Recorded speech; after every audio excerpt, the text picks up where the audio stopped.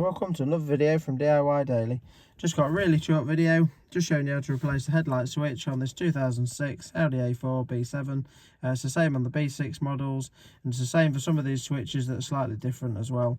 You might find that some of them got the auto function on there, but it's really straightforward and easy to replace. I'll just run you through how to do it.